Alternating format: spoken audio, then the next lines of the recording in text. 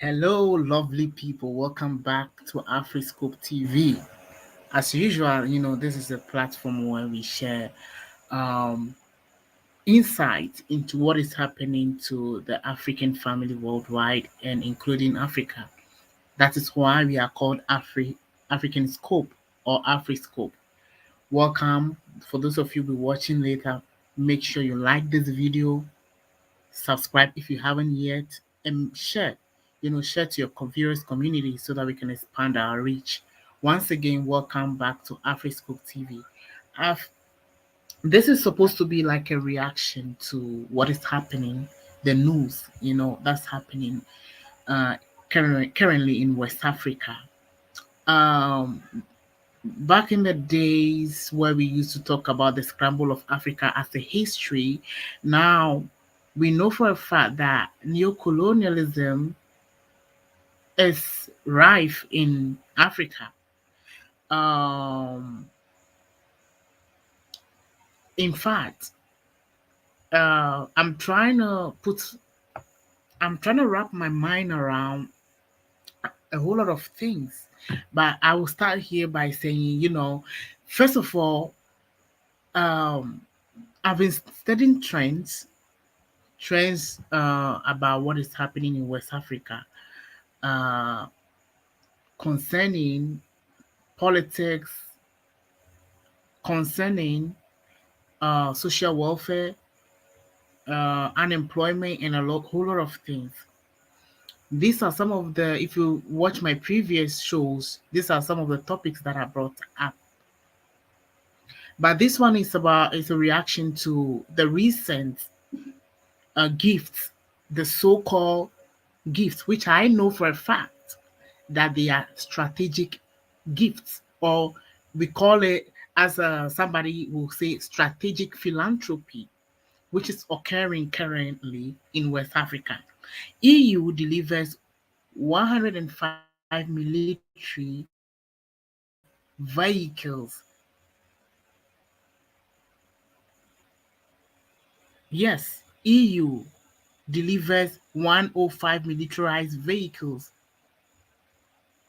to Ghana. For what? So that Ghana can use it to fight against jihadist threat from Sahel. And I'm like, what is happening here? Why I'm here, there is no war. So why are you giving me, like, upon all the problems we have here in Africa, is that all that you can offer us? Anyways, without much ado, I'm gonna play a video so that it will give us the right word when it comes to this big topic that we are going to tackle. You know, once again, I want to say a big shout out to uh, Andrew for being here. And guys, if you're joining, make sure you like the video.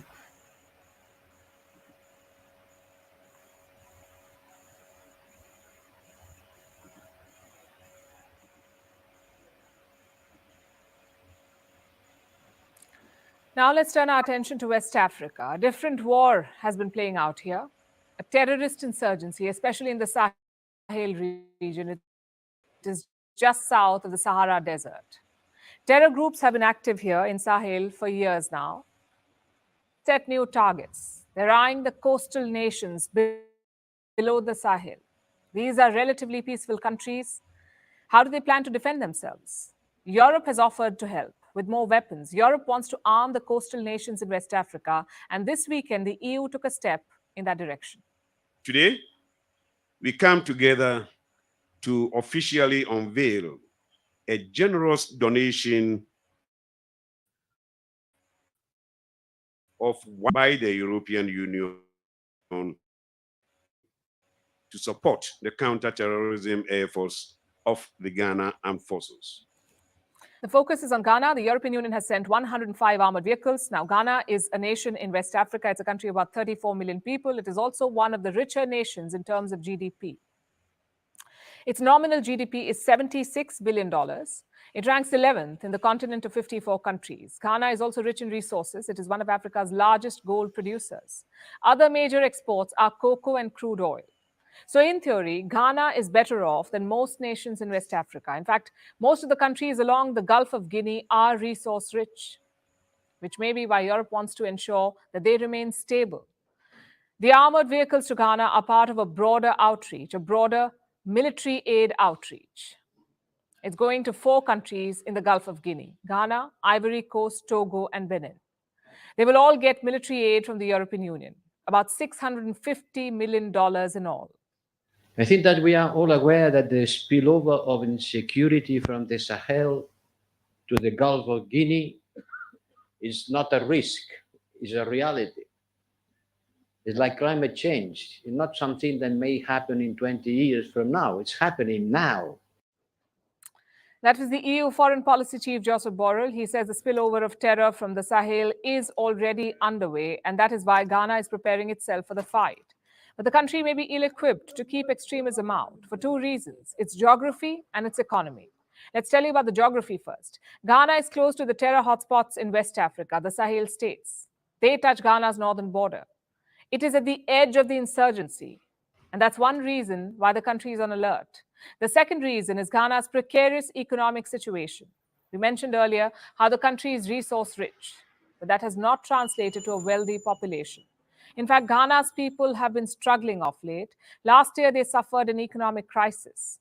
There was high inflation and mounting public debt. Ghana's debt is about 90% of its GDP.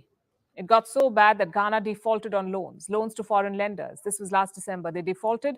The country had to take a $3 billion bailout from the IMF. Its 17th IMF loan since it became independent. So you can see why the economy is in dire straits. Since Ghana has to keep paying back foreign loans, domestic payments take a backseat.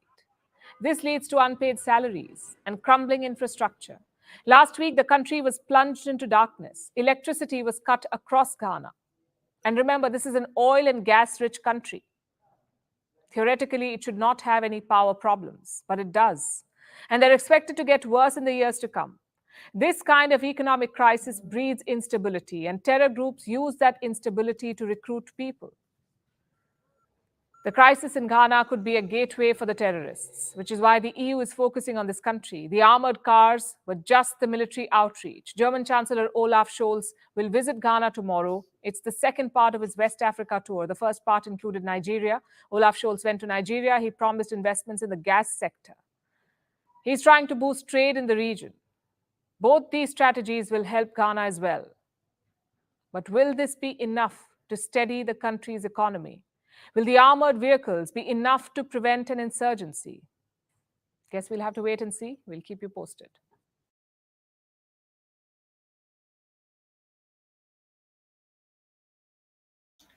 So you've heard that for yourself. Now, y'all know that when it comes to relationship, the person who enjoys the relationship the most is first of all the person who has knowledge, who has power to control the affairs of the relationship. And so is this so-called EU Ghana or West African relationship. First of all, when I heard about Sahel, threat from the Sahel, what came to mind was these 3 countries. Number 1, Mali. 2, Niger. 3, Burkina Faso. These 3 countries, Burkina Faso, Niger, Mali, are the countries when I heard about threats from Sahel came to my mind. And these countries are the ones now fighting for total liberation from the West. They have been under the chains of France for quite some time. And we know they have done a great deal of work in some few months ago to drive out France from their midst. And now we're seeing how they are working with Russia and other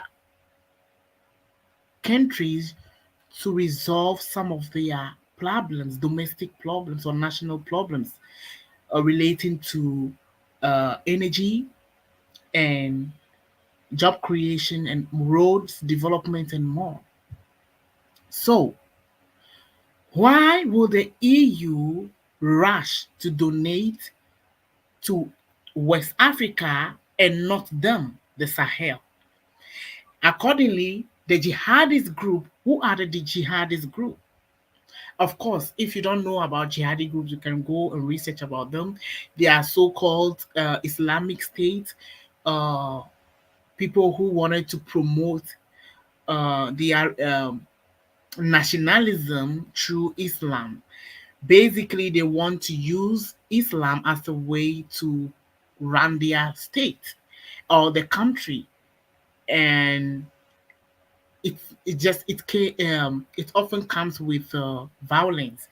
With them, I mean, normally we hear crises such as war, invading villages and killing people. That's what we know about the jihads. That's what they do. They target populations, kill people, and all in the name of capturing those places under their control. Now, do I think that those crises will come into our midst here in West Africa?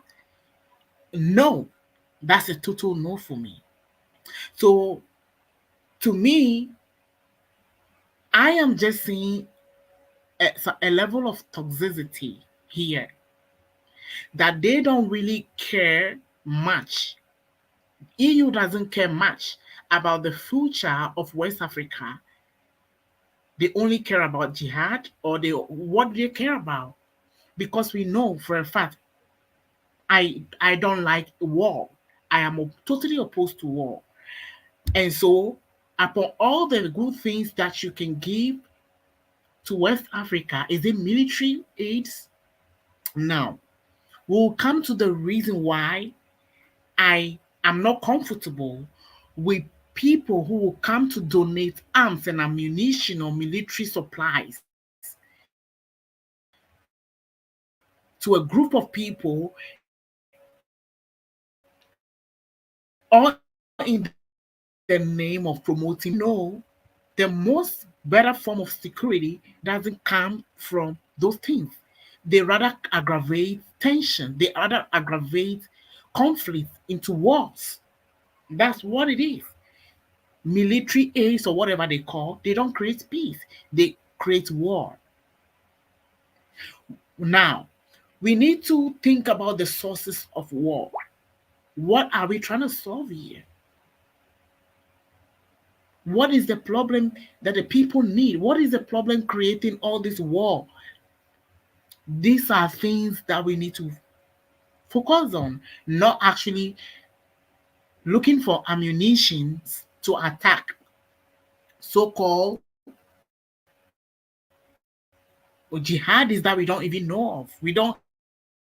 We like West Africa, the west coast of Africa, that the EU is targeting, so-called to secure or have whatever. The EU, the West Africa has been peaceful. I mean, for the most part, the west coast of Africa has been peaceful. The problem we have here that will aggravate into war is poverty, unemployment, poor government or governance. Sorry, these are things that will aggravate our problems. Not somewhere people who are fighting to liberate themselves from the clutches of colonial masters or exploit whatever France, not them that are going to be our threat at this moment. No. So do you see, I am seeing a toxic, like this is an example of a toxic situation. You are in a relationship with a toxic person, and the person, you are calling it off. You said, no, I don't want to be in this relationship with you anymore. And so the person has turned around and create problems and come to you and tell you, oh, I'm going to protect you. I'll help you. I still care about you. I want you to be safe. No, I said, I don't want you. Then you are coming back with all these fabrications, with all these fabrications, with all these schemes trying to win the person back under your control and be controlling. This is the toxicity I'm sensing from the EU or the so-called European Union. They are coming back like they came the old in the olden days. They want us so bad. They want us to be under their control because they know something is happening in the Sahel region. They are clearly saying no to the European Union, to France, to whatever, and they are afraid that the similar things will happen here in West Africa. When it happens here in West Africa and all these puppet leaders are taken off and the youth reclaim their future and to rebuild this continent or this West Africa, is going to snowball to other areas of Africa and we will be totally liberated. Who knows, we become united Africa. And so they are coming back with their schemes to keep us divided. They want to tell us that our brothers who are fighting for, who have fought for their liberation and they are continuing with their effort to develop their country now, they are coming back to tell us that they are going to be our threat. So that's what will close the doors on our brothers and sisters. They want us to close the doors on our brothers and sisters from those territories. That's what they want. They don't want us to unite. They don't want change. They are afraid of change. What is wrong with these folks?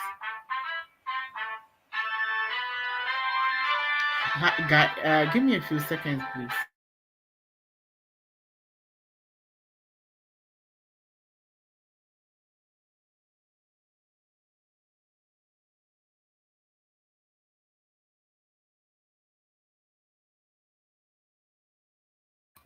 Yeah. So this is what is happening. It's only ordinary people or people who are still living that fancy. In this world, we live in like a class-based system.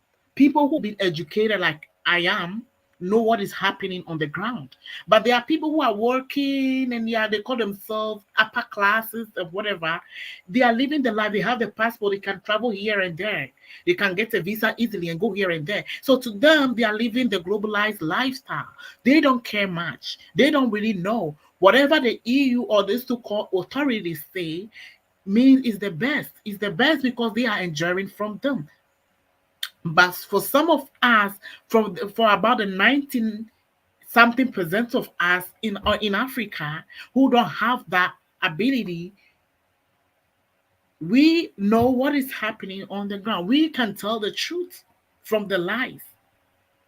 That this EU people, the European Union, is a toxic. It's a toxic body that doesn't want us to be totally liberated. They don't want our unity. They don't want us to be liberated. And so what? Now they are creating these schemes, donating ammunitions, donating military vehicles, telling us that they want to deploy a security body across West Africa to protect. For what? To protect West Africans. And so you can hear. I mean, when I played that video, you could see clearly that our puppet leaders are so happy to have military vehicles from the European Union. Because guess what? They have been programmed to be beggars and and be collectors. They don't see the need to be totally liberated. They don't see that. They don't.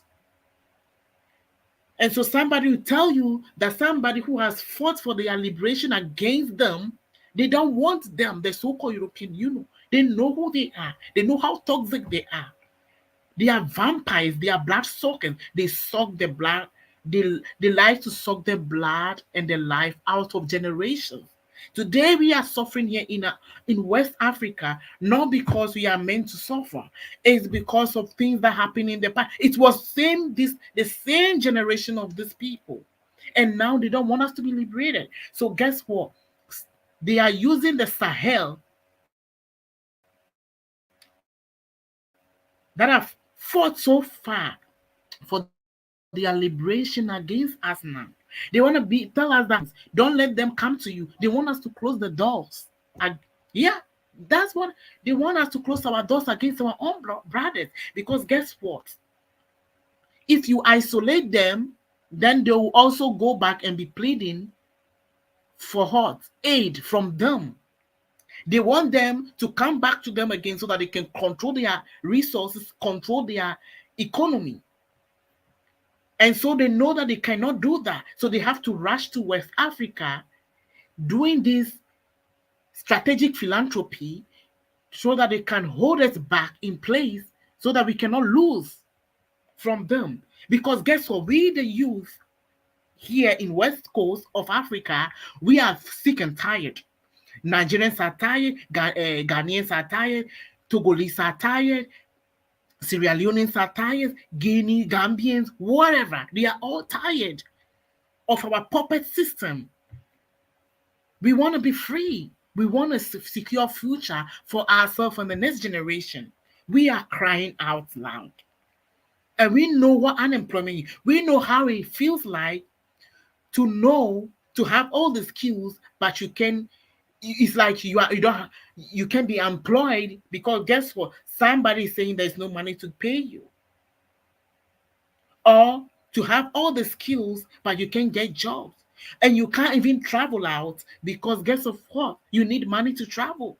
You need a visa to travel. And they have put so much mechanism in place to keep us where we are while they go around the world free of charge. Yes, these are the toxic people we are dealing with here. They saw how these people are progressing and they want to hold us back because they know similar things will happen. A revolution will happen soon in West Africa that we will be totally liberated from the so-called EU or the Western countries that have their claws on us. They know for a fact that will be totally liberated soon because our brothers in the Sahel region have fought so far and they are reclaiming their economy. So they don't want the same for us. So they had to rush here and be doing this strategic philanthropy to hold us back in place so that these puppet leaders will keep on destroying our future, will keep on making us impoverished, will keep on working in the favor of these so-called bodies. Yeah. So even before this whole donation, this so-called bargaining or quid pro quo, it's not even a quid pro quo. I would say strategic philanthropy, pure. In this is purely a strategic philanthropy. If they care so much, about West Africa, yeah, would they want to invest in wars? No.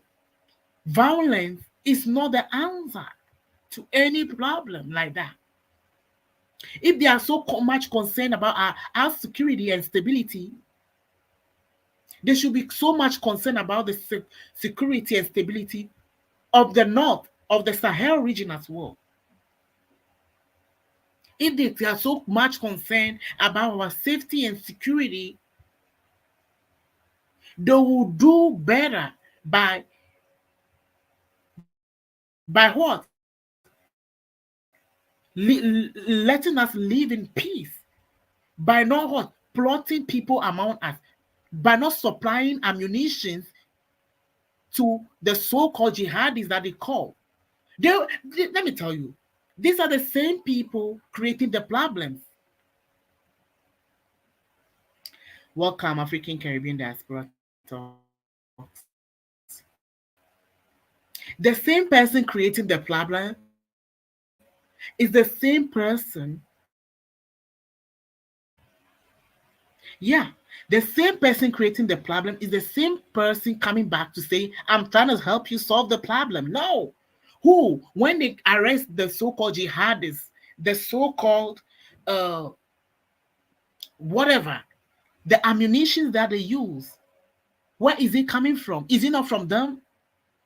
They are the ones that give them the ammunition to destroy their own economy, to create the chaos. Then they will come back again. They like to create these things so that they keep the country on a standstill, so that they can come and claim that they are trying to help them and give them any agreement and push any agreement under the table for them to immediately sign. Because guess what? If somebody is in need, is desperate, they are suffering from wars, they are looking for money to tackle their situation. So you can easily come there with any agreement, tell them, give you 5%. They don't care. They'll be, oh, thank God you are here. Immediately, they just need money to intervene in their economy.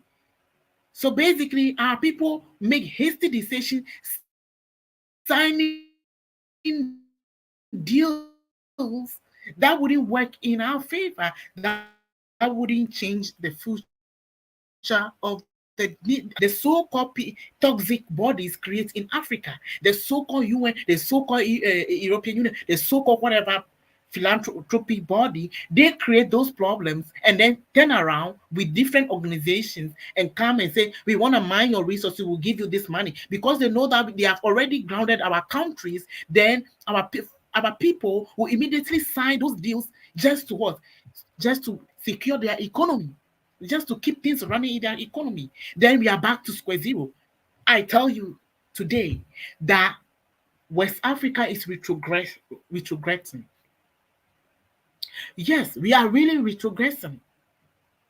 At this point, if nothing is done, if the youth are not waking up to stand up and fight for themselves and liberate themselves from these clutches, the clutches of their own local and also from the Western counterpart that keeps us under their neck, that are always exploiting us, we will always be the same. Nothing is going to change here. Who is funding and arming these jihadists? Yes, let's ask this question. Who is really arming those people? Who is really funding them? Is it not the same? Africans don't manufacture guns like that. No, we don't. The new forms of ammunition that are used, those uh bombs and missiles and what, who manufactures them is the West. How can you create the war and you turn back and tell me that you are coming to solve security? How can somebody who create who you can never get peace from someone who creates problems like that. You cannot use war to create peace. It's always going to be a wound that will never heal. That will always create further problems. Now, I want to show you something else. Um, the donation is not even the problem now no more. There is this news, okay? European Union let me just put it on the screen, okay? You might be very shocked to hear about this.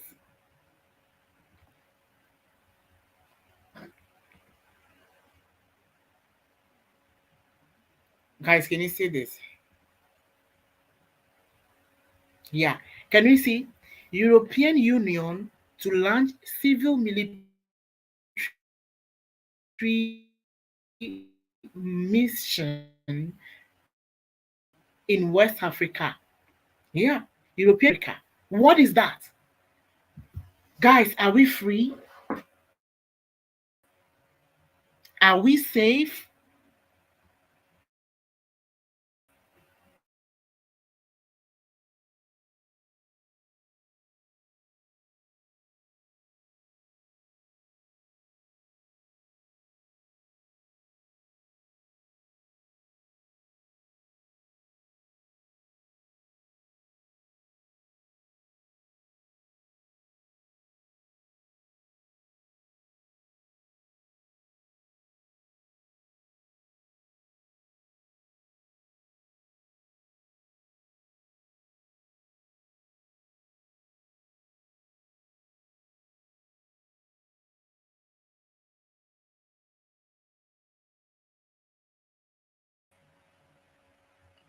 Guys, are we really safe in West Africa?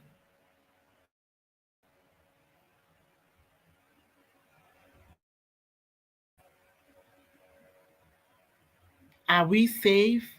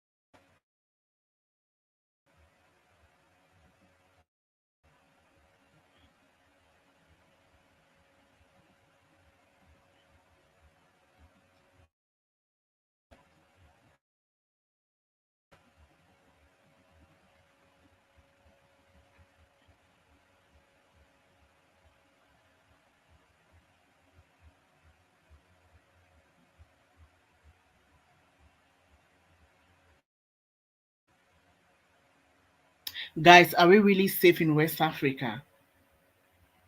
Are we safe? I'm going to paste the link right now because you know, unfortunately, guys, if you're watching me, you can pin the link so that people can easily locate it. Are we really safe in West Africa? If this is going on, are we really safe? Are we still in the colonial days where they will come here with their military and come and subjugate us and exploit us in our own soil? On our own soil, they want to come and do what?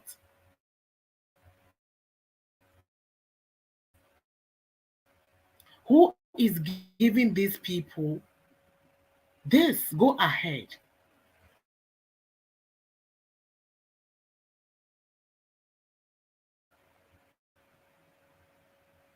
Who is giving these people so much strength and power to go around and be doing all of this? I want to read this content quickly.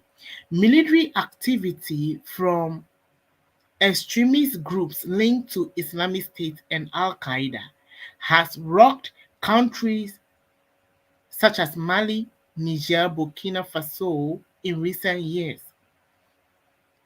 The European Union is set to launch a new mission in West Africa in the fall,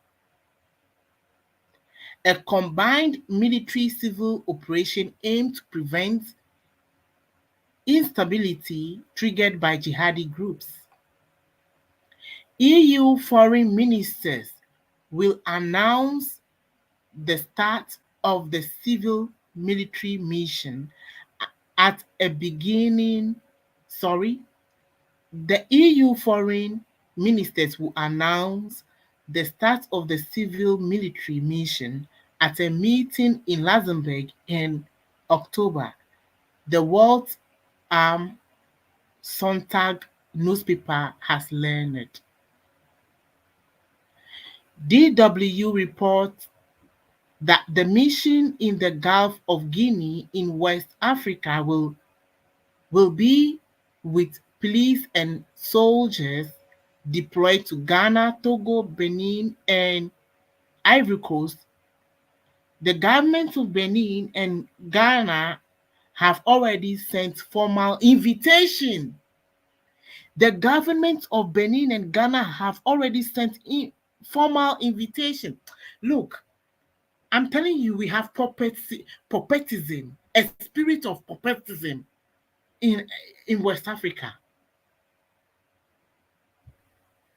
I'm sick and tired of hearing this. I'm totally sick and tired of hearing this. Already, Ghana and Togolese presidents, those puppets have reached out to the European Union.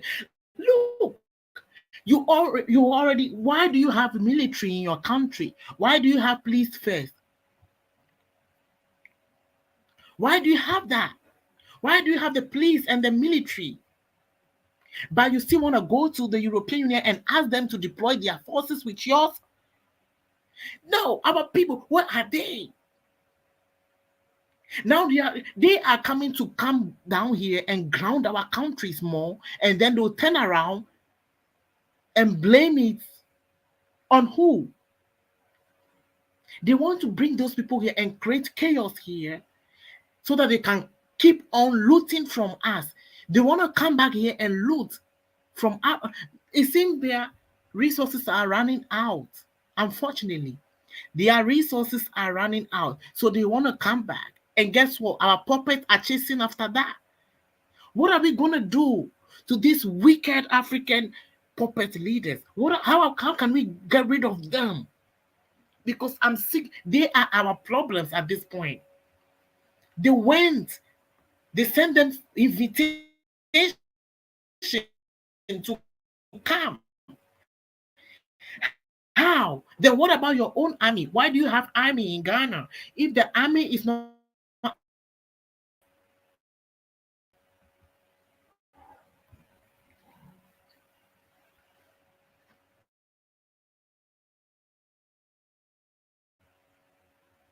yeah. If our army cannot fight jihadists, then why don't we invest in our own army? Why do we why do we have to go to the European Union or whoever, whichever body to come and fight for us? No, it's not right. These people want to open a new chapter. This is the so-called mechanism they've been working. They've been using these schemes long time ago. They tell you they are coming to help you. Then the next minute is they are one creating the problem. Then they turn around and bring pieces of papers and tell you, "Oh, I will help you do this. I'll give you this money. Give me this. Give me that." And then they keep on looting from you. This is what they do. We can never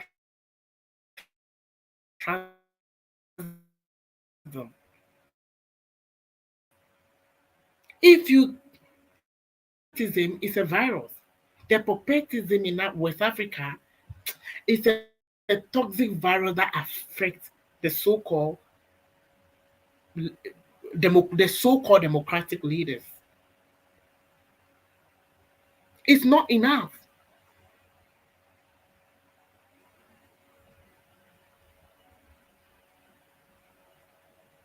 If they care so much about West Africa, they should come and invest in job creation.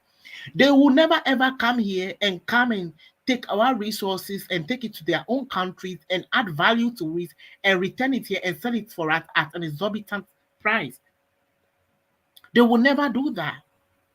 They will not come here, loot our resources, take it to their country, create jobs and value out of that, and export the product and sell it exorbitantly to us. They will never do that. They will create the value, they will add value to the product, our own resources over here. They will create jobs over here, create services over here for our people.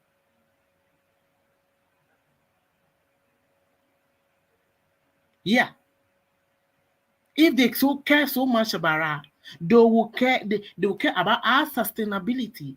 How do we achieve socio-economic development? That's what they will try to seek.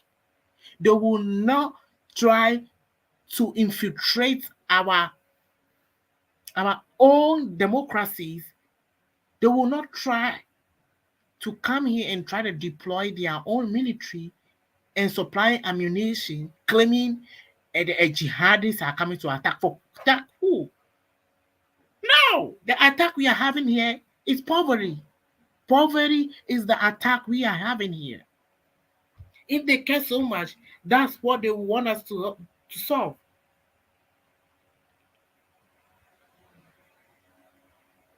They're gonna bring those military vehicles, and then you're gonna see what they're gonna bring their own military, bring the military vehicles. Then you start seeing wars.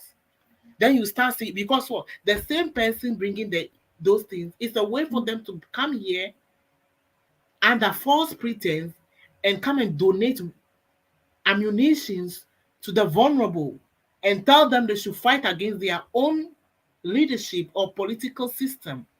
Whilst they are fighting their political system, then they'll turn around to the so-called puppet leaders and tell them they should sign agreements with them, they should sign this deal with them, whilst they continue to benefit, whilst our countries are being degraded, are being exploited. That's what they want to do. That's the scheme they've been using long ago.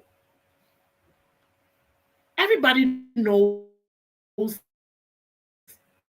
the west coast of Africa, the problems we have here are socio-economic problems. They are not military problems. There are a lot of youth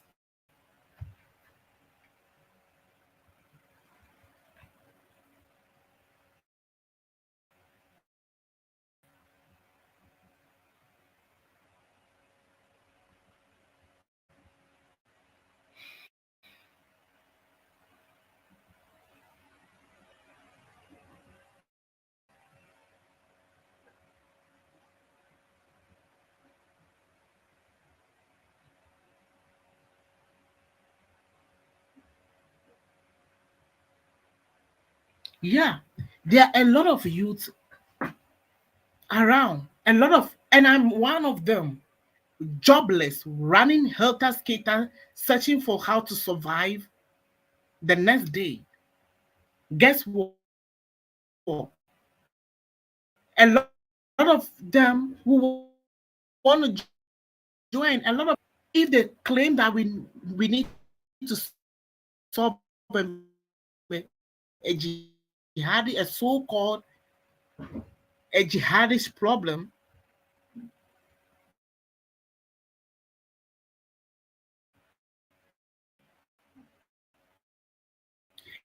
if they claim that we need to solve a so-called jihadist problem, guess what will happen? All they want us financially. Yeah, so that we will be able to recruit our own people to fight our own battles. We don't need them. We already have our military.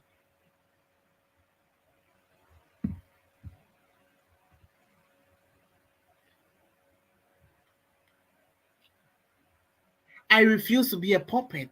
Honestly, it's crazy. Told you it's leadership. And we have a leadership problem here. Of course, we have. They are Western lackeys. Unfortunately, foreign investment comes at a price. It comes at a price, of course. They come in, all of those things, even their donations are hot. It's a strategic philanthropy. We call them strategic philanthropy. Very soon they are coming to take and promote their so-called false identity in our mindset, in the young generation, telling them that the EU is the best, they care about them, they are supporting good causes in Africa. Lies.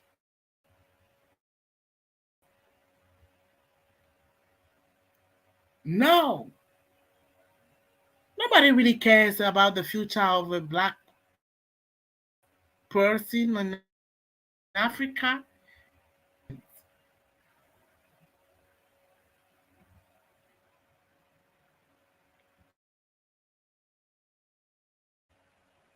Nobody cares about the future of a young person or a youth in Africa unless we are at their problem. Unless we are at their problem, we are knocking at their doors. They are complaining. Oh, a lot of people, a lot of Africans are trooping into our countries. They don't want to stay in their home countries. When you are here exploiting our resources, when you are here with your organization still on ground, controlling our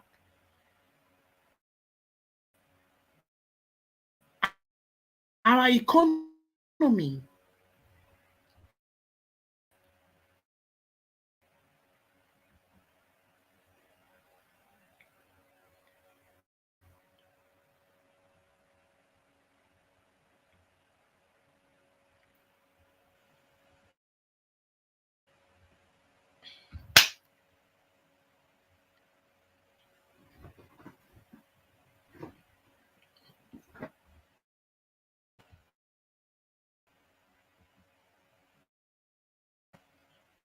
When you are here faking from us, stealing from us, and then we go here to, we are disturbing your country. We are, they now in the European Union, they kind of made asylum seekers from Africa the worst form of crisis ever. But the so-called people, when they go to these countries, they help their country. They do things, the work that nobody else does. Our brothers, when they run to these territories, they do the work that nobody else does. They keep their so-called economy afloat, but they still regard us as nothing. Yes, we keep their this thing, economies afloat, but they still regard us as nothing.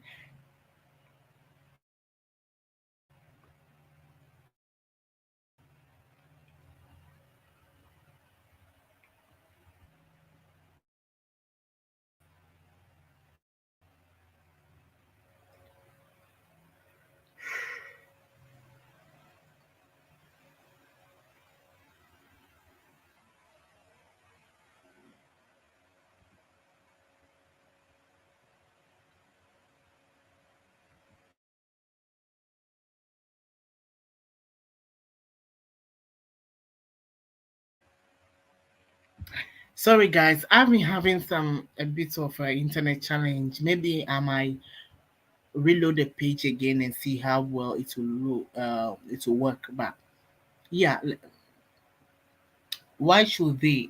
What's wrong with you creating? When will Africans care enough to change their situation and stop respecting her now? Yeah,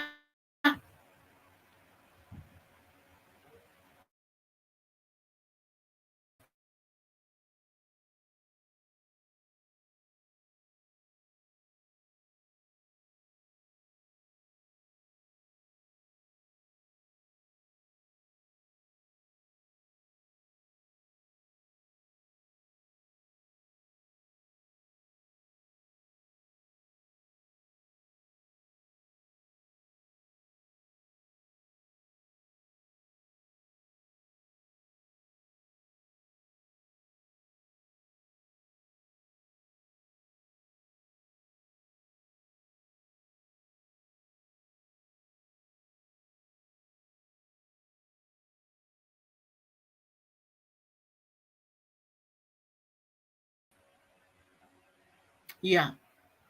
So once again, American Black Holocaust survivor, I think you have a point. But at this time, at this moment, on this topic I'm addressing, is not about Africans expecting anymore.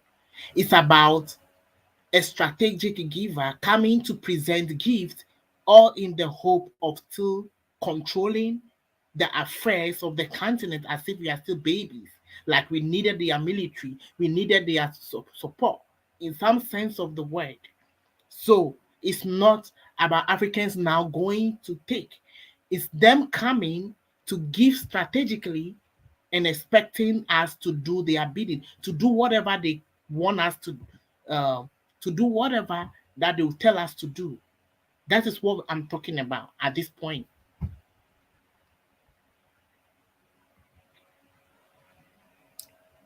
How come Africans haven't rebelled against the leaders? Yeah, the leaders.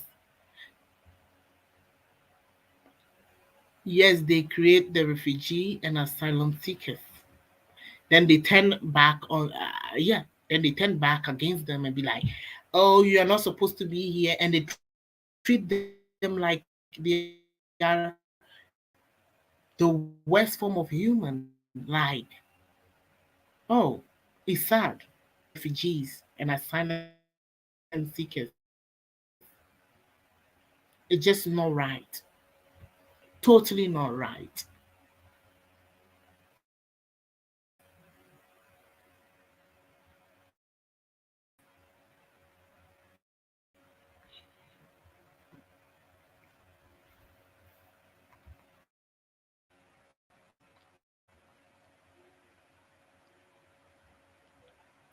then demonetize, what was that? Then demonize. Oh, then demonize them for political points. Uh, yes, they do that. Refugees and asylum seekers are needed to keep the capitalistic system going. Yes, who will be the cheap and exploitable labor? That's what happened. Even in West in the in currently what's going on in America now. Let me tell you the truth. When they are creating policies against this illegal migration, they call it illegal migration. There's nothing about illegal migration. I'm telling you, as a normal human, there is nothing illegal about migration. You know, people are people. They seek their so we are we as humans, we all want to live. We want to survive. Wherever there is food, that's where we go. Yes, throughout our history, people travel from place to place. They migrate from place to one place to another. So when one person is trying to control where people go to and shouldn't go to, it's toxic. They are trying to work against nature in the first place and claiming, oh, they build their country. They are trying so hard to take care of their own self and they can't take care of. That's a lie. They just want to reduce the other people coming in, take from them their God given rights as humans, and then subjugate them. What? Yeah, subjugate them so that they'll be doing the work that nobody else will do. They want to subjugate them so that they will do the work that nobody will do. The migrants from the Caribbeans and from wherever, they are the ones that go on the go and do the hard work. They go a lot of the job that the citizens wouldn't do. They are the ones that do it. Welcome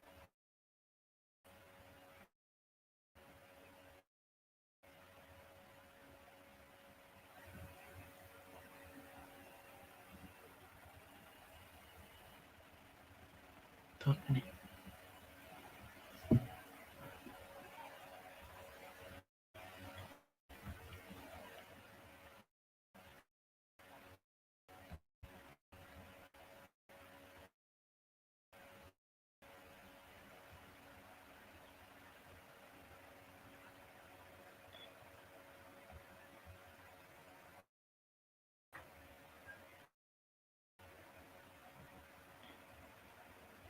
Hello, sorry guys, can you hear me? I'm having some slight internet challenge. Yeah, hey Afroscope, can you hear me? Oh, what's happening? Can you hear me? Hello, Hello? hello, can you hear me? Yeah, I can hear you. Can you hear Yeah, me? welcome. Yeah, sorry, my voice is gone. I'm coming down with something, but just on this, I missed like I guess the main topic because I came in late. But this thing about refugees and asylum seekers really irritates me because in the UK, because the economic downturn is so severe, and the government are doing really what they've always been doing since 2010 with austerity and basically crushing poorer people, because you have this issue now of Britain and its allies exploits in different parts of the world. And you have, they call it an issue. I don't think it's much of an issue of, asylum seekers trying to make it to the UK because legally you have to be on UK shores in order to claim asylum. They're using that as a ploy to seek political, strength and votes from poor people who feel that they've been hard done by because of those refugees and asylum seekers who are coming here to take our jobs, and the government give them everything and the poor people get nothing, which isn't the case, right? People need to understand Yeah, refugees and asylum seekers are not your enemy because you were poor before they got there. You were in a working class position before they got there. The government, the same government that you vote for and that you may support or you do nothing about, are the same people that create the situation for people to leave their countries and come to yours. You can't expect for people to just stay in that situation because, like anyone else, people in the UK, you have people that are leaving because opportunities aren't good here. But Yeah. nobody says anything about that. Nobody calls them economic migrants. But people that are leaving war-torn countries, countries with high exploitation, that aren't safe, where you can't get any kind of progression, they're referred to as economic migrants. Exactly. It's That's it's what's it's going on. hypocrisy. Hmm. It's hypocrisy. The only way that this would change, you see, it's like it's really on two sides. It's so-called leadership, which they're not going to change anything, but if it was up to them, they would be the ones to change something. Systematically, it would have to change, and obviously these exploiting countries would have to get out. But the average, person in West Africa or any part of the so-called third world, they can't do anything about it. This is systemic. There are reasons why countries like, well, various African countries, really, north, south, east, and west and central, they need to be in that position of destabilization in order for them to be exploited. If these countries were stable and in charge of their resources, things would be way more expensive, and Western countries wouldn't really have what they have. They wouldn't have access to the resources that they have. We see this with all of what's going on with these wars. Who benefits from these things, from this instability? These jihadist groups who are being armed and funded. Who's arming them? Guns don't fall out the Yeah. sky, and they're certainly not free. So somebody's paying for them. Somebody's getting paid off for all of this. This is Yeah. I don't think That's what they people do. really look far enough into this. So don't you think that they are trying to reclaim their old position here in Africa? Because we know for a fact these are the people who Oh, you kind of you chipped out, Afroscope. You chipped out.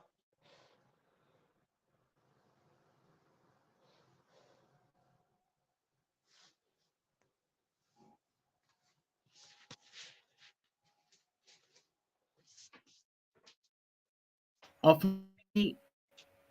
supplies and help, or trying to bring us back to our old position. Is that not?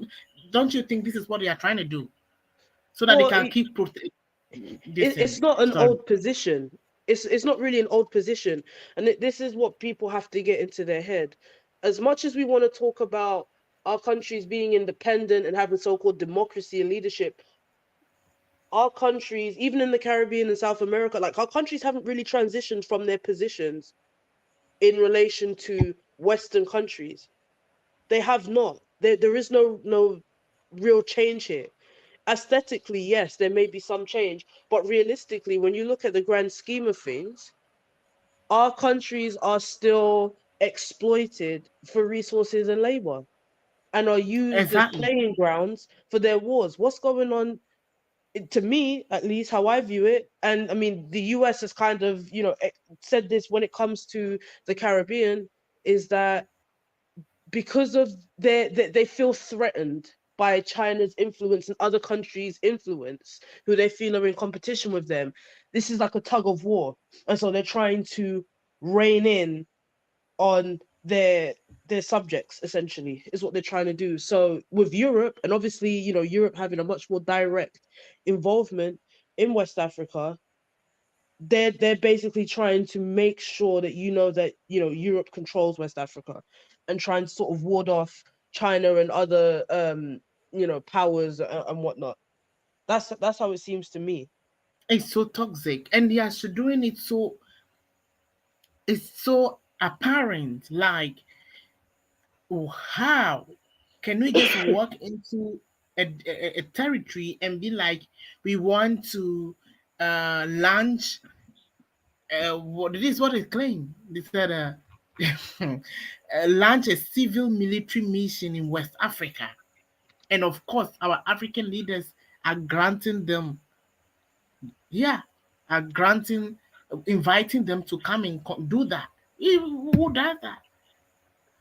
Well, they remember, like, the way how I view it is that these people, these so-called leaders, they don't care about the country whatsoever. This is all about what they can get for themselves. Yeah, They don't care about the country, because if they did care about the country, they wouldn't be participating in what they participate in. They know exactly what it is, and they're lackeys.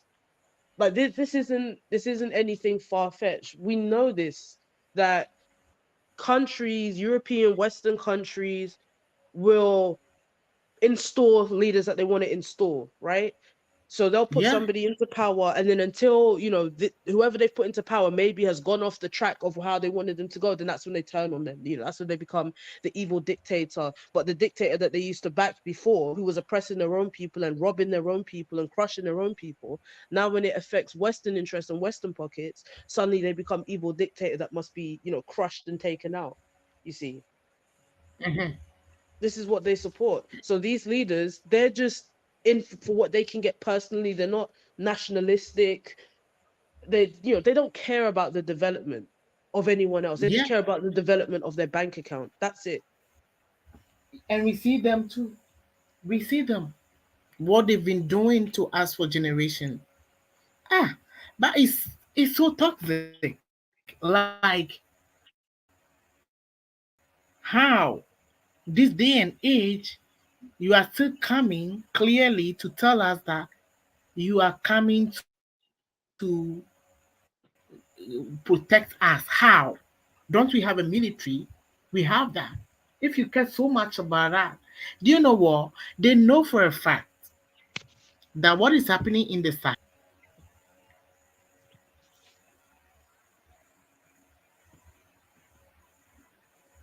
Hello?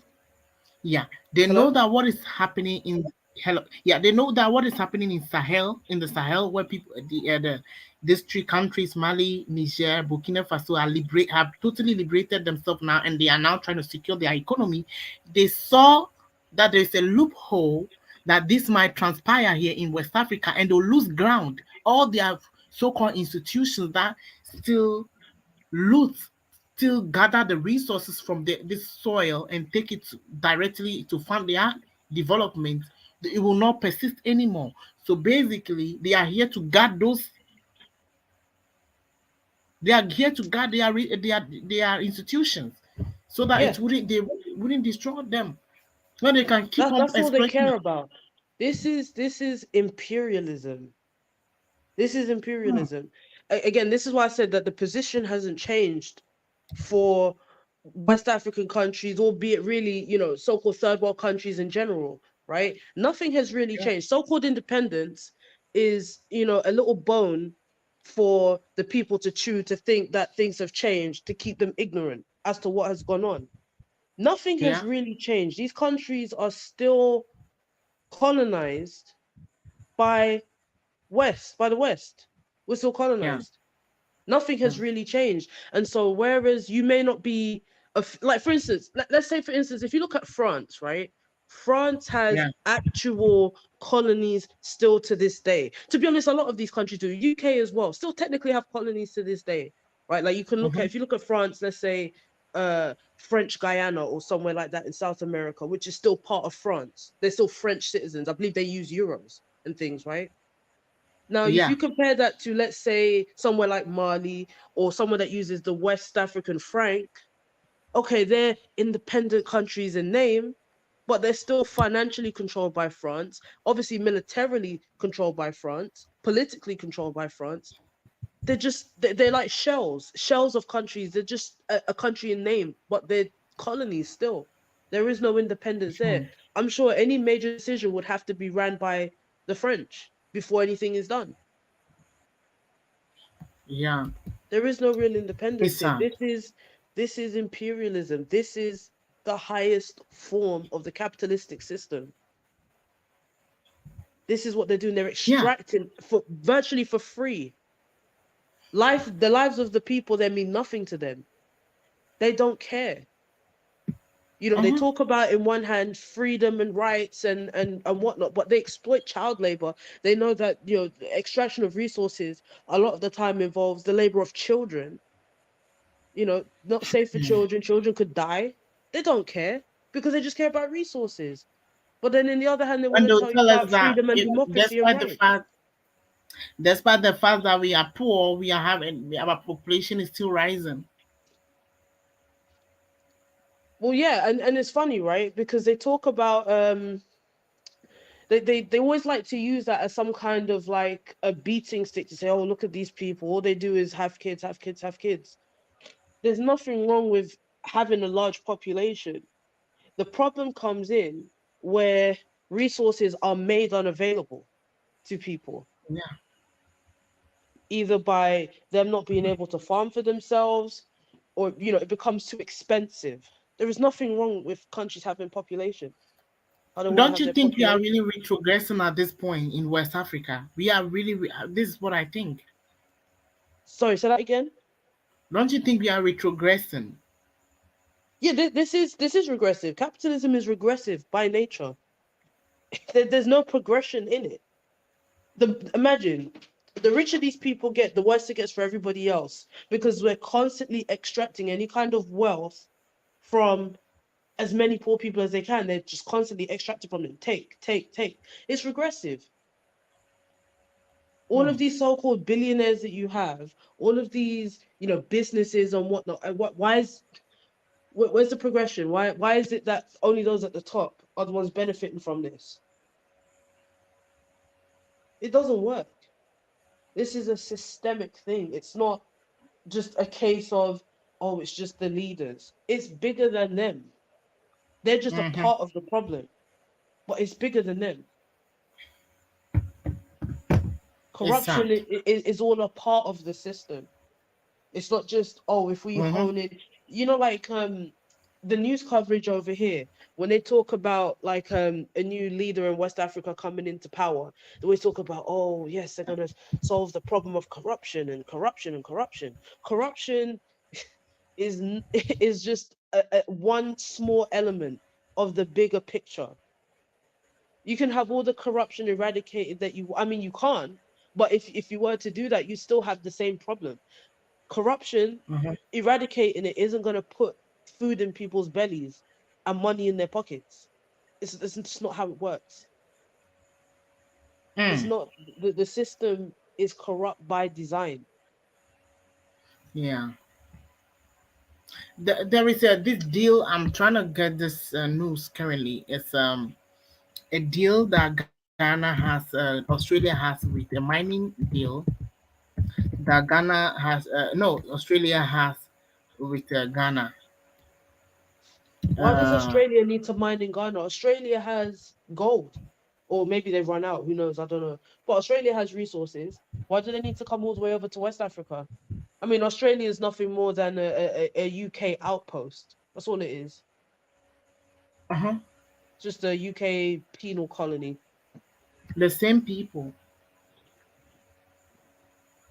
The same people, the same culture. Yeah, Yeah, uh-huh. Okay. So this is the news, right? There are several articles now on, especially in Ghana here, where uh, Ghana has granted a 15-year lithium mining license. Listen carefully, you.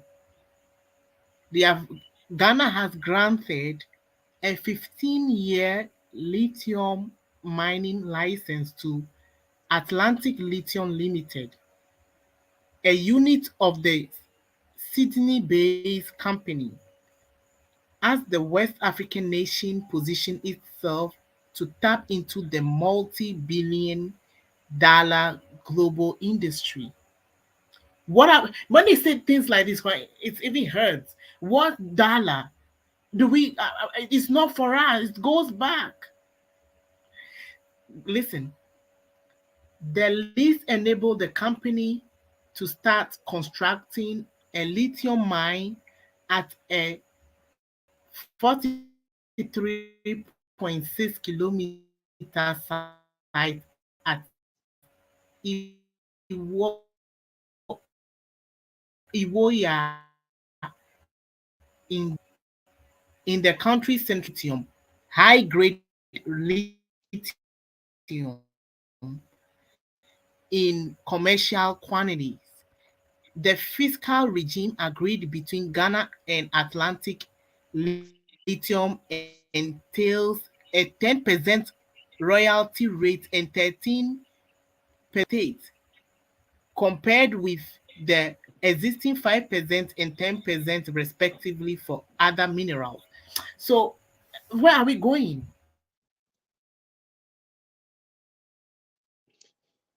I mean, this is what happens when everything is for sale. Everything is for sale.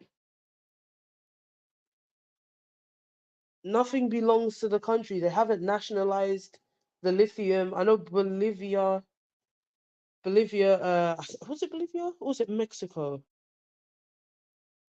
I want to say it was Bolivia, or it could have been Mexico that had nationalized their lithium reserves, and of course that caused a stir.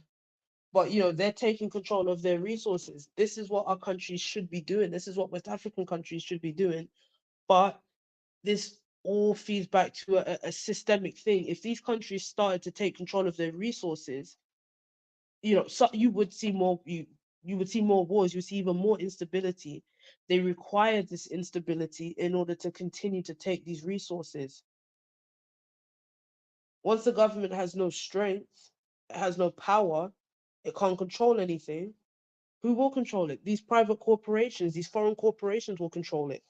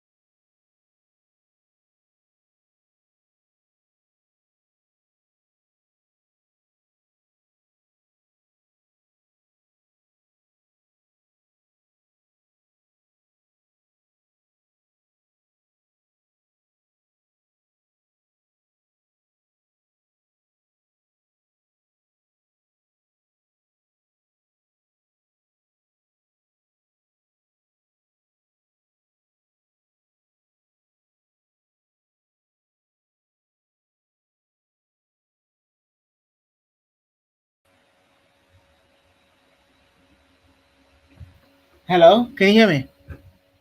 Yeah, I can hear you. Sorry for the internet challenges I was having. So Uh, basically, the 15-year lithium mining license given to this Australian company, 15 years, for 15 good years they'll be mining lithium. And I'm asking, what is wrong with that? This is a hasty decision this country, this leadership is making. Do you know why? this is like I said, everything is for sale. This is what happens when everything is up for sale, right? The government haven't nationalized their resources. So it's up to, free So market, basically, so-called free trade, allowing other countries to come in. They go, oh yeah, we have the equipment to do this. We might as well, oh yeah, we'll pay you. They'll never pay you what it's worth. Of course not. They're gonna try and do it for as cheap as possible, of course, right? And and maybe they're gonna there's be some stealing kind of too. kickbacks involved. There most likely are some kind of kickbacks involved for the leadership. Yeah. So any So any little basically, benefit, these leaders probably have personal investment and stake interests in yes, look doing at this. this. The state is only getting 13%, and 10% will be royalty rate. Who are the royalty? What is the royalty going for? Guess who is going to take that? It's Well, the same leadership. yeah, I was gonna say it's the leadership. The people don't benefit from that. Who are actually gonna be working? Who's gonna be are they gonna import workers? Are they gonna are they gonna Of course, be most of the using? technical workers are not gonna be from Ghana. There you go. There you go. So there's not even a transfer of knowledge and information No, to they are Ghana. making. Let me. This is the hasty decision these people make. Always, this is what they do. They are about to leave they are about to leave the this political. I told you this democracy is not for Africa. I'm sure democracy is not for Democracy, but also this is capitalism. This is capital. This is what it does. This is the I'm cheap telling you, but exploitation. do you know what why I'm even mentioning democracy at this point? The system where we are constantly claiming we are electing leaders who will come for 4 years and then immediately they are leaving, they have to sign unnecessary deals and then plunge the country into more dangerous, not even economic, but you know, environmental challenges, destroying resources. The places that they are mentioning, these places have very thick forests, vegetation. They don't Now care. you see They them. they don't care. Do you know what, Afroscope?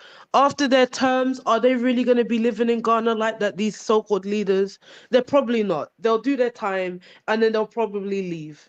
They won't be living They there. have houses there in the UK. There you go. They have it in the US as well. They don't They are care. spread They across don't have to stay there. They don't have to Switzerland. live with that challenge. They're just there to do the job that they've been appointed by their handlers. And then once the time is up, oh, time for me to go. That's it. I've got my money in, Swiss bank account, Cayman Islands, Bahamas, wherever, and they're out. Mm, That's all they care about. This this isn't a thing of national development. Like even with the 4 years that you mentioned, right, of this so-called yeah. democracy, what national development can you really plan and execute within 4 years? If you keep oscillating between different types of political ideologies or parties and whatnot, realistically, how do you think any kind of national development can happen? It can't. Mhm. For people that actually live in the country and know the country, it can't. What they expect is so-called development from private interests, from corporations, and it doesn't work because corporations don't operate in the interest of the national good. They operate within the interest of their profits. That's it. So you don't get any development from it. This is why Yeah. this So capitalistic system does not work. It cannot function. You can't yeah. say that development can come from private corporation Hmm. in a country. Sorry, it just does not work. It's sad, Um, recently, I can't remember when this government wanted to come and exploit resources. I mean, I don't know whether they've even started some. They wanted to come and exploit the oil in the Volta region. And this is a territory all the way to the north. Wasn't if we had a prior before Ghana, there was Gold Coast. Before Ghana will be formed, this territory was on its own. So basically, we had to sign a memorandum of something. There was a vote done back then, according to the history, to have this territory join Ghana for 50 years. It has expired. The time has passed by, and we need to also vote to be either in Ghana or out of Ghana. So basically, under the protection of that, the under the protection of that memorandum, the no resource of this land needed to be tampered with. So basically, that's the reason why they cannot exploit the oil rich coast that we have here in the Volta region. But Right. they have find a way to divide they are using the same old trick passed down to them by the colonial masters, whereby they are creating new regions out of old existing regions so that they Mm-hmm. can tell the people that, oh, we'll come and but the southern people are not helping you. because the leaders are coming from there. So basically, we'll divide this region into two so that you have your own leadership.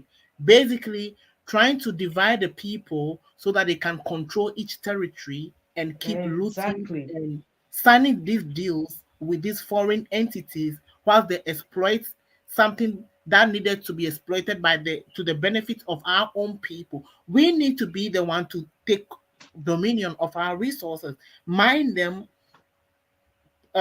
process them here, utilize them, then we give the supply out, the remainder out in exchange for something else. That's how we need to do it. We Africa's resources is for Africans, should be for Africans. That's how it should be. But in this global system, it just will not happen.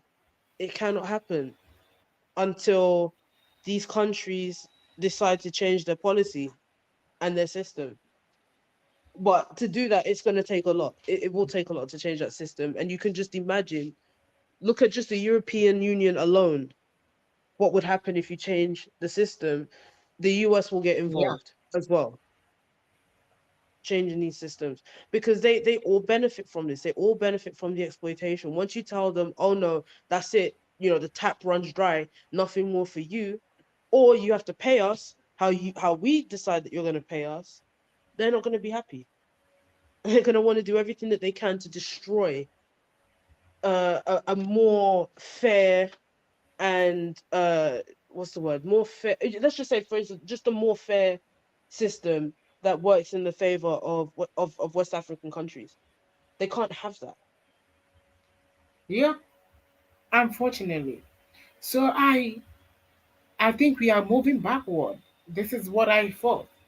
That the youth, we need to know that what is happening to us right now is the same person who goes around telling us, warning us of a jihadist. Let me tell you, is the same person going to create the jihadist. Exactly. Jihadists, okay, they may not necessarily be like literal creations of Western governments, but they're definitely funded and nurtured by them. You could just look in the historical examples. If you look at Afghanistan or Pakistan, these Yeah. groups, like, may have existed outside of Western creation, but when they were needed to fight against Soviet Union or whoever else, they funded and armed them. And then look what happened. Then they go, oh, look, these people are terrorists. But they weren't terrorists when you were funding them.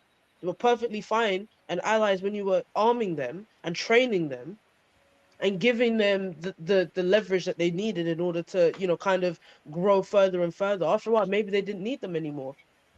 Yeah. And then they took matters into their own hands.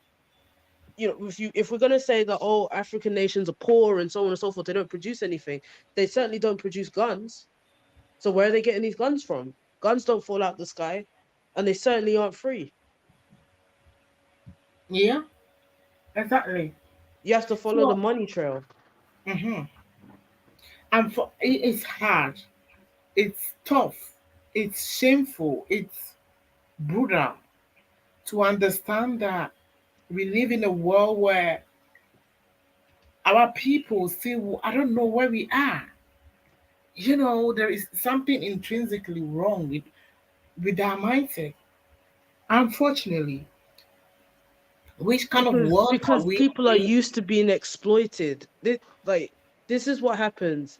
Because people have been exploited for so long, right? And rather than looking at the system at large, like the actual issue, because people are convinced that the system that this is the best system that we have, and that there's nothing wrong with it. It's the people within the system. They can't seem to fathom outside of that, and so they look inwards and blame themselves. Now there are internal problems, yes, like we said, with leadership and certain things in our countries. However, the large, like the bigger picture at large is that the economic system, it does not work. It benefits the very few and exploits virtually everybody else. It's not sustainable. Hmm. It's not sustainable. This just does not work. And so people, you know, oh, why are our countries like this? Oh, it's just because we're terrible, our mindset. And that does have an effect on people psychologically. It does have a psychological effect. But People need to look past this, like what is right in front of you, and see what's behind it. Because these things don't come out of a vacuum. There's cause for this. Who Yeah, benefits from this? yeah. Unfortunately, it's sad. It's I don't know what is going to happen to us, but I think if we continue down this path, I mean, it's gonna be tough. The future, there's not gonna be future anymore. I think it might come to a point that they will be like, oh, they can't take care of themselves, so let's come and create our own governance system and manage their affairs for them, and then they start to, I mean, No, they're not going to do that. They're not going to do that again. The way that they're doing it now, they're caretaking right now. They're just doing it in a more indirect way. It would be, I think, it would be too costly for them to come back in the way they did before. You see, they did that in the past, but that's the only method that they had back then, was to literally take over yeah, and but our colonize. leaders are making it work so good, making it work in their favor so well. Like our leaders keep making it work so much for them. Like I mean, how they are not here, but everything is in their favor. Like everything works in their interest. It's Yep, that's it. There is no oh, national interest.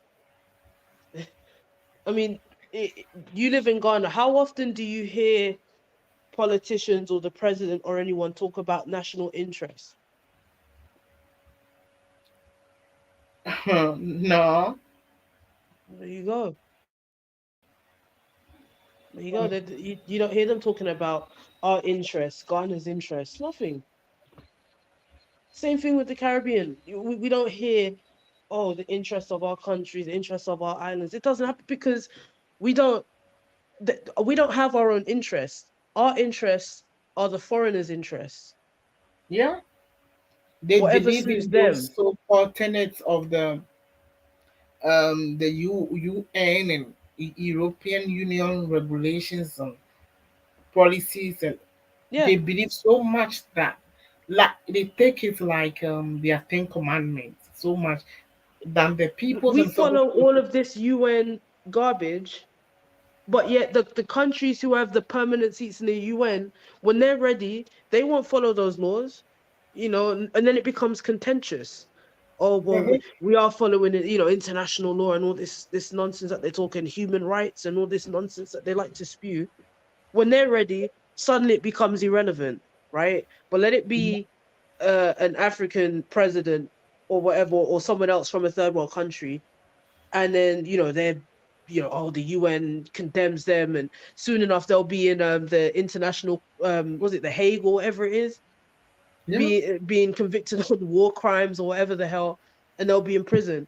But yet we don't see, George Bush, Tony Blair, Obama, whoever, even Rishi Sunak, all of these people, we'll see none of them going for war crimes and the things that they do.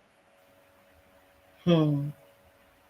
Because It's all these things, all these bodies are it's like to keep poorer countries in line, because they don't have the power. They don't. mhm. So it's, look, you need to follow by these rules. Don't pay attention to us that we don't follow the rules, but you need to, because you're poor and we can invade you and we can exploit you and we can control you. We will come back. That's the threat. They are so scared of us being on our own. They are so scared of us being totally self-reliant that immediately other nations are becoming more independent, then they have to rise quickly and start jumping, trying to get us to close doors upon our neighbors. Like, that's basically what they want us to do. If you are telling me that there are jihadists or the threats from Sahel, they basically wanted us to shut doors on our own brothers. They don't, so that it's a form of a silent, how do you call it? What do you call that? You know? when they kind of punish you silently by excluding you from the global system, Yeah, so they that you're isolate you. come again. Isolation. They isolate you from Yeah, everybody. yeah, that's exactly what they want us to do to our own people from our own brothers who are liberating themselves right now, Niger, Mali, and they want us to shut doors upon them. They're gonna bring their own military here, and they're gonna say that they are threats. Basically, these are the three things that the same things that others Russia was also avoiding. They said, I don't want that military here. Neither I don't want it here. Why they'll be infiltrating, creating problems over here, and then they'll be blaming it on me. No, I don't want it. This is exactly what they wanted to do here now. They want us to shut doors on our own, because they know that when they are developed, if they achieve that level of sustainability enough, good enough, our people here will also revolt against their own systems, and they want the same change. So basically they have to quickly respond by claiming that there is a jihadi threat. There is no threat coming to West Exactly. Coast of Africa. Exactly. Exactly. This is what they have to do. Create the distraction. Oh, don't look at the real issue here. Let's get the idea of change out of your head. Oh, look at those jihadis over there. Now, it's not to say that that these people are not killing people, innocent people. They are. They are terrorists. However, they don't just come out of the sky. Who is funding them? Who is backing them? And what is the threat level compared to what's going on from government level? Because they're supposed to be the government. If the government can't fight a bunch of ragtag jihadis, or then something doesn't sound right here. Because Hmm. also our governments are supposed to have the backing of the West and their Yeah. military might. So are they not being trained? The army, like what's going on here? Either way, it doesn't make sense. Yeah, It just doesn't make sense. But it's too jihadis much. are a great distraction. Like when you look at ISIS, when that was a real thing on TV, and ISIL and all of these, what was going on in Syria and Iraq and whatnot. Great distraction. I Excellent feel like distraction. they making this app, they want to rush here. Okay, it's called double crossing, so that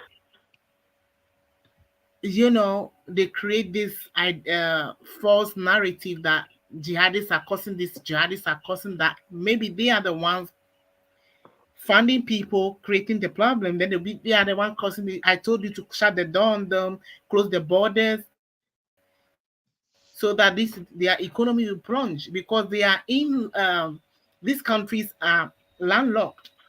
A lot of the things that some of the things that they normally receive are from the coast, from here.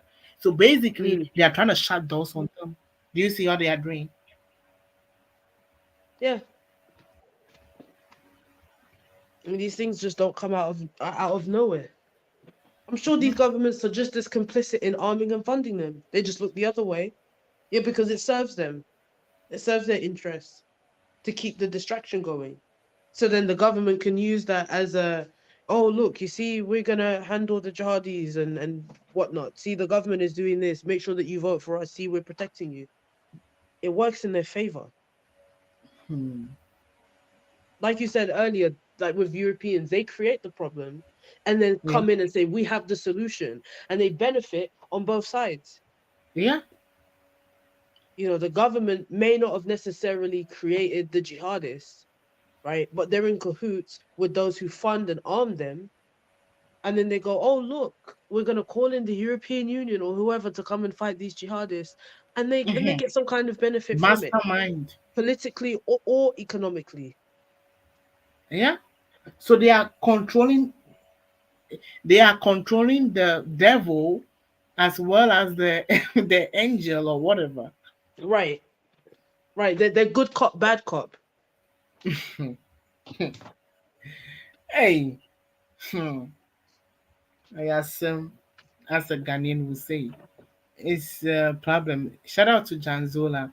I think I've even spent much time here than I expected. I've been here for almost 1 hour 36 minutes. It's been a while since I've done a long show like this before. It's been a while, yeah, I would say. And this when I scheduled this show, I was postponing it because I wasn't in the right mindset, mind state back then, and I was also dealing with my own problems, But when I felt like this problem, even if I don't have any weapon to fight against any change, at least I could talk on it so that I can use what I have right now to talk on it. Our people are sleeping, unfortunately. It's like I normally ask myself, where are they? Where are we not? Unfortunately, that these are supposed to be old folks, right? These are supposed to be old folks that are ruling, and they are not young folks that will say we didn't know, we don't know our own histories. We don't know the history that these are people who exploited our lands, our people, broke down our families, used them as the fundamental to build their so-called economies that they boast of and exclude us from, you know, and instead, they still want to still control us. For what? It's so toxic, it's so wrong, it's so evil. There is no justice in this. And this is what we have to fight against as youth here living in the continent. We need to keep ourselves informed. We need to be well informed about what is happening. Else, somebody will be here, right? Someone will come through, create the problems, and still be the one to control how we solve the problem and the outcome that we get from the solution we are providing. You know what is happening currently in Congo is quite sophisticated but simple enough that the people I sad because when I when I'm looking at Congo, I'm like, why? I pray that sometimes maybe I feel like if only the resources of Congo will vanish and there will not be any resource in Congo, maybe their problems will cease. This is the thing. You see, you see the levels that people will go for cheap, if not free resources. And no one really talks about what goes on in Congo. It seems to be very, very silent. Either people don't know or they kind of don't want people to know, Yeah. to look at that. Because this is just a prime example of Western slash capitalist. I think China has some involvement as well. Just general exploitation, invading people's countries, Hmm. paying, and dividing, balkanizing these groups to all fight on behalf of their donors or their whoever funds them. Yeah. And how Network. many millions of people have to die, Hmm. all for the sake of resources that they will never benefit from, that they will never see, that will just leave their country and benefit someone else's country. For those countries who benefit to go, oh, look at a country like Congo, no democracy or no stability, third world country, blah blah blah, the usual talk that they give. Yeah. So I came across a video last time when someone did an investigation into the UN security the UN, and he came up with the fact that the new security general, is it security general, whatever, the woman in charge now of the UN, the husband is the biggest donor of the this mark, the manufacturer of guns and these ammunitions that they normally deploy on the fields nowadays.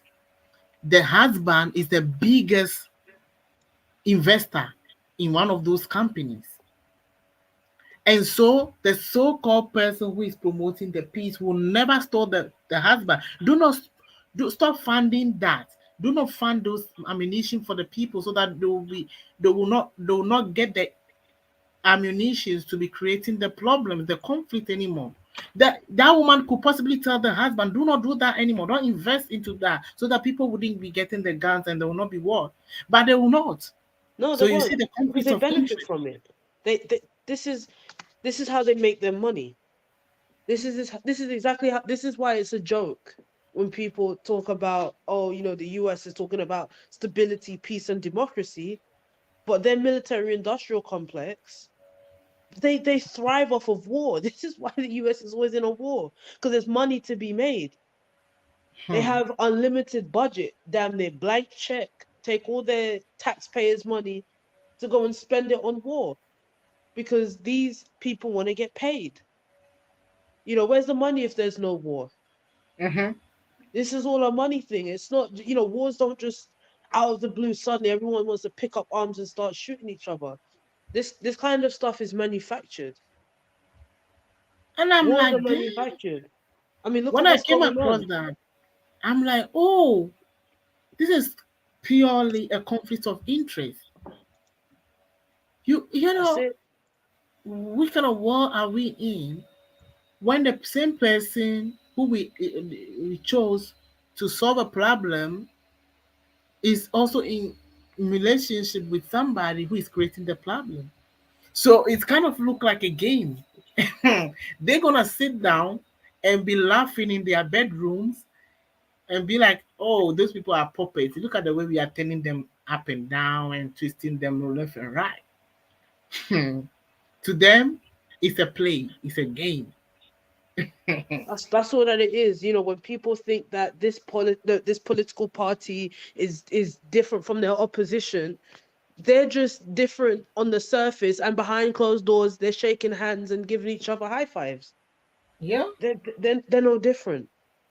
They may disagree on very surface level and irrelevant things, but when it comes down to their money interests, their economic interests, like in the UK, the Conservative Party and especially the Labour Party in the state that it's in now, they're damn near the same party. The US Democrats and Republicans are the exact same. They're all Hmm. warmongering, exploitative, capitalistic parties. That's all they are. They all want to achieve the same thing, perhaps in a different method. But either way, the outcome is not good. They're not talking about, cutting military spending. They're never talking about that. They No. love that. They love Trillions that. are spent by the US on I think trillion. Yeah, trillions are spent on wars in the US. That's It it. is it's a country where even um migrants who come there they can easily push them into the army and they will. I don't want to talk about that. I'm sorry. It's sad. But this is, you see, that's what I'm saying. The exploitation. People, you see, the poor citizens or the working citizens get so hung up because they have them distracted on this idea about, you know, immigrants, refugees, asylum seekers. They're the evil people. No, they are. These governments don't care about reducing them. They want them because they can exploit them easier. They can Hmm. exploit them so much easier. What rights do you have? Oh, you want to live here? You want to escape a much more dangerous situation that you're coming from? Okay, we'll let you in. You just have to serve in our army. You have to do this. You have to do that. And what's a person coming from a really bad situation supposed to do? Well, they're gonna say, Hmm. no, send me back. I don't want to serve in your unjust wars. They're gonna do it because their lives are depending on it. But then what they do, these politicians, is they spin it and go, look at these immigrants coming in here. These immigrants are taking away from you. Even though we don't give you anything, we allow them to take away from you. And people get so hung up on that. And this why I can't stand this anti-immigrant, anti-refugee rhetoric. It's such a joke. And those people who fall for it end up looking like idiots in the end. Because once you get rid of all of those immigrants, who's going to do the jobs that you don't want to do? You're not going to do it. And if you're going to go for those jobs, you're going to demand certain rights and a certain level of pay that the immigrants would have happily have accepted lower. Yeah, But again, this is a systemic thing. But unfortunately. people refuse to look at the system. because it's easier, and people like to punch down on those that they view lower than them. It's easy to punch down on the immigrant or on the asylum seeker or on the refugee. It's easy to scapegoat them for Yeah. why you're in a mess, because you Mm. refuse to take charge of your country. But then we want to talk about, well, why don't they take control of their country? I mean, for God's sake, how can somebody take control of a country that has been bombed and their countries have been destabilized and are basically occupied? So Yeah. they come to a country that has destabilized their country, and they're Yeah. just trying to make it, but now they're being attacked. It's backwards. Unfortunately, this is the state of Africa currently. Unfortunately, that our leaders, I don't know where they are in their life. I don't know. That's why I don't think that a country where the majority is a youth deserve a youth that are in control of the economy or in control of the governance system. We don't need old folks who know that they are going to die soon, so they are taking the last minute risk by risking our life and putting our future into jeopardy, whilst they live the best of life in their Western countries and enjoy the free lunches and sit by the master's table, whilst we are struggling, fighting to survive each and every day. It has to stop. We need to turn something around or turn a switch off. Without much ado, I want to say a big shout out to all of you that have joined here in African Caribbean Diaspora Talk. Um, Mr. Andrew Janzola was here, American Black Holocaust, people who are watching but never commented. Those of you who are watching later, make sure you like, subscribe, share.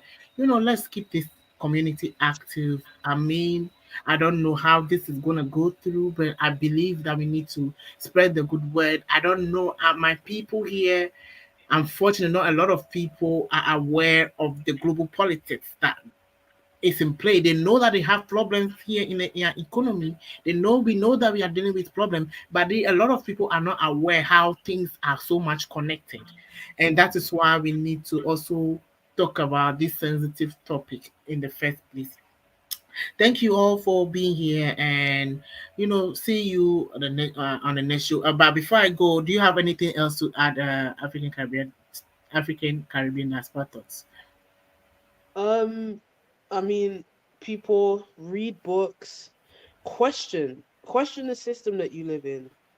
Don't be so quick to just believe everything that you hear, or believe that the system that you live in is as good as it's gonna get. Look outside of the scope that you're in. Stop falling for tropes about Yeah, poorer countries or asylum seekers, refugees. Look at the reasons why these things yeah. exist. Don't just look at what exists and be reactionary about it. You know what I mean? Mhm. Because then you fall into the hands of those who create these situations. But no, that's about it. Thank you for having me on the panel. Yeah, but please wait a few minutes for me, right? Okay.